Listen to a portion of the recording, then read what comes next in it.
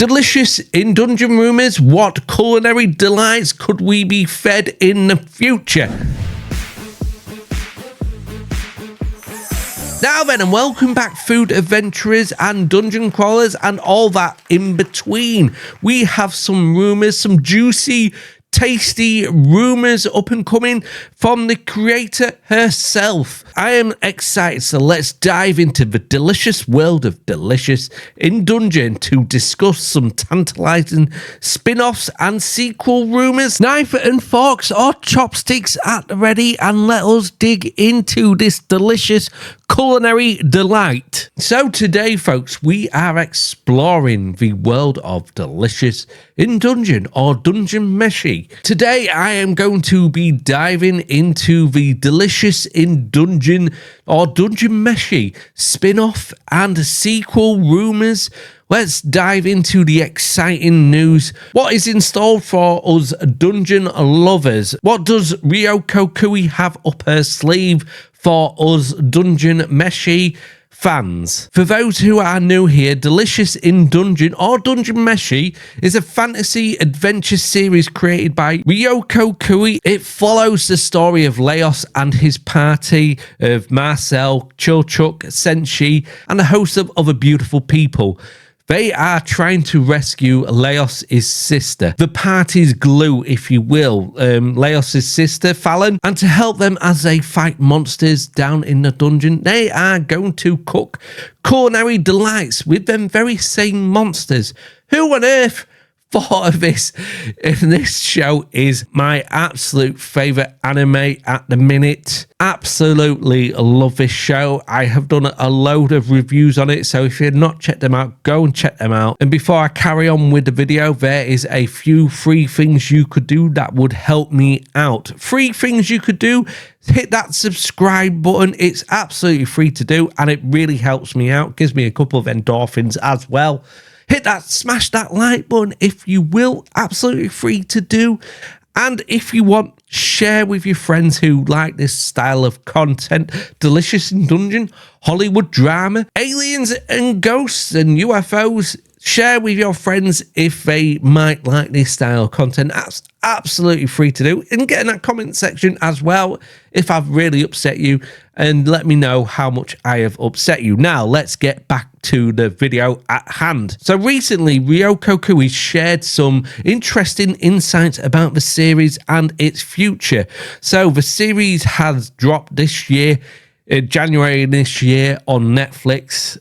I'm here in the UK anyway. I'm not sure if it's dropped everywhere on Netflix, or if it's dropped some on Crunchyroll, for example.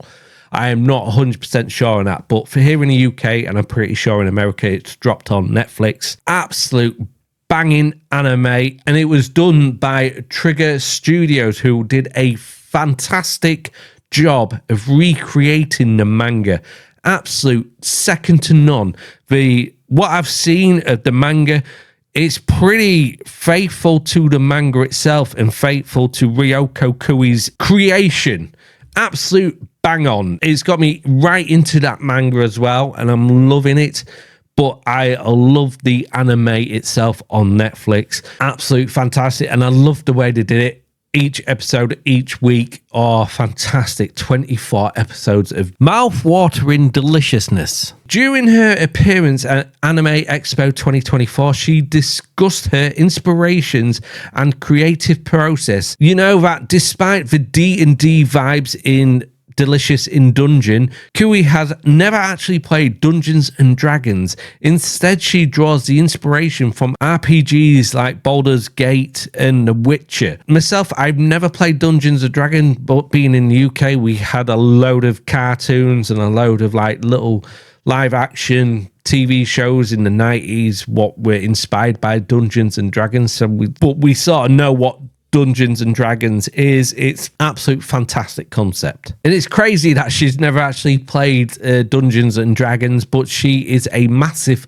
Baldur's Gate fan, and so I'm pretty sure Baldur's Gate is a Dungeons and Dragons themed game. I've never played it myself. She also drew inspiration from other RPGs and other fantasy novels. She grew up watching her father play games like Dungeon Quest and Wizardry, which heavily influenced her storytelling. And you can see it in her drawings and her stories. You can absolutely see it. Now let's talk about rumours. Fans have been buzzing about potential spin-offs and sequels. Cui's addressed these rumours in recent interviews, stating that while she hasn't decided on any specific plans, she's open to exploring new stories within the Delicious in Dungeon universe. Now, I'm pretty sure the manga itself ended in 2014. She's been away from this IP for a long time. She does have some involvement in the show. It's not stated how much involvement she has with the show,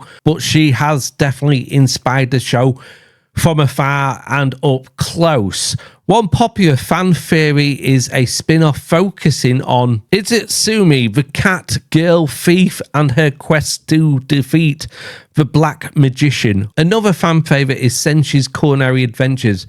Other popular theory is a series centred around Senshi, the dwarf chef, and his culinary adventures could delve deeper into his past and explore the culinary techniques, how he got the techniques, how he got his knife, how he got his massive pot, and other various recipes he found in dungeons. Marcel's Magical Studio, a spin-off focusing on Marcel, the elf mage, could explore her magical studios and her efforts to uncover ancient elven secrets.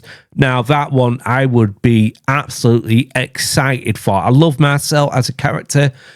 This could provide a rich backstory and further develop her character. I would love her to delve into the black magic, or as she's calling it, ancient elven magic. I would love that. I really would love that. I'm not keen on the prequel series of, you know, the early party's life. I'm not too keen on prequels. But different dungeons, our crew could explore different dungeons. But this show is perfect as it is. The book series, the manga, is perfect as it is. Let me ask you this question. Could a spin-off, a prequel, a sequel, could that actually damage Delicious in Dungeon or Dungeon Meshi? Could it actually do damage? That's my question to you guys. My answer is no, but I do have a other side, which if we go into the prequel territory or in some sequels territory, it could spoil the show's lore to a future generation of new fans to Delicious in Dungeon or Dungeon Meshi. When people see a show that has an attached IP that has just been done so wrongfully, people get so turned off with the original IP. Look at Star Wars and Star Trek for an example. Yes, people still love Star Wars and Star Trek. You can't tell me it hasn't spoiled the brand. It spoiled the brand just because of a few spoiled fruit. And it's done damage to the original IP. And could that go Dungeon Meshi or Delicious in the Dungeon? Could that happen? I would hope not. I would hope they wouldn't put out a crappy piece of product just to try and get the existing fan base to buy their crappy product. Now, I'm not saying the product they're going to put out is going to be crappy. We just don't know yet. But when something's so perfect, Delicious in Dungeon is, and then they go and spoil it because they get slightly greedy, let's put out a prequel, let's put out a spin-off. Yes, some spin-offs have surpassed the original, like Frasier comes to mind. But Joey, you think of Joey when the Friends spin-off, Joey, how did that go on with the fans? It didn't ruin Friends, thankfully, but it didn't help. Knowing Studio Trigger and knowing the creator, they just wouldn't do that to themselves. They really wouldn't. But when the West does get involved in this kind of stuff, God, they do ruin it sometimes. They really do ruin it. Look at Star Wars. Look at Star Trek. Oh, I would be more hopeful that it wouldn't come down to this route. And there is no plans for a sequel, a spin-off, or prequel. There is no plans. The creator Kui, she has had some thoughts, and maybe she wants to delve back into that IP. And if she does, she will do a fantastic job. She will. And lucky for us Delicious in the Dungeon fans, she loves her creation just as much as we love her creation. And she will just do the perfectest job.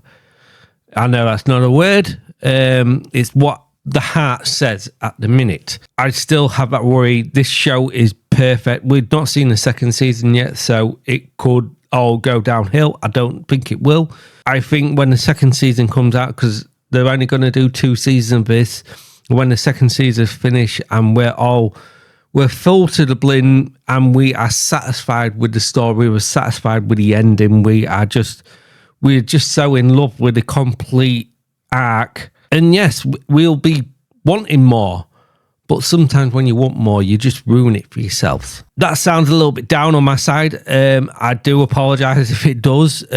I would be excited for more Delicious in Dungeon or Dungeon Meshi. I really would, or a spin-off. But it's got to be with the creator herself, Kui. It's got to be with Kui herself.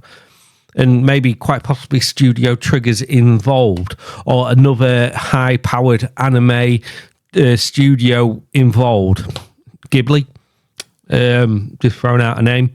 However, the ongoing success of the anime on Netflix by Studio Trigger keeps the possibility alive. Season 2 is already in works. I cannot wait for that. So we have plenty to look forward to. So what do you think about potential spin-off or sequels? Do you have any theories or any ideas yourselves? Let me know in the comments below. And again, let me rephrase that question. Will a sequel, a spin-off, a prequel, will it do damage to Delicious in Dungeon as a whole, Dungeon Meshi, or would it just enhance the story, enhance our love of this show and manga itself? Let me know in that comment section. And like I said at the start of this, don't forget to hit that like button. Absolutely a free thing you can do. The subscribe button is another free button you can absolutely do damage to, and it would help me out immensely. You can share a like with your friends as well, absolutely free. And don't forget to get in that comment section and let's kick off a conversation about Dungeon Meshi or Delicious in Dungeon. Hit that subscribe button for more updates on Delicious in Dungeon, on our favourite culinary adventure in a dungeon with some absolute banging characters. Thanks for watching, folks. I've been your host, Rare Eddie One, and I will catch you in my next video. Peace.